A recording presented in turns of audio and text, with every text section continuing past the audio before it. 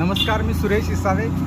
आज या वरंधा घाटात आलेलो आहे. वरंधा घाटात अतिशय सुंदर दृश्य आपण बघू शकतो. पुण्यापासून भोर मार्गे महाडला येताना हा वरंधा घाट लागतो आणि पावसाळ्यामध्ये अतिशय प्रचंड गर्दी इथे या ठिकाणी असते. इथे आपण ज्यावेळेस येणार तर चहा नाश्त्यासाठी आपण जरूर इथे थांबावं. इथे हे आपल्याकडे सुरेश पवार साहेब आहेत. यांची मला वाटतं आमची 15 वर्षापासून गाठभेट होते.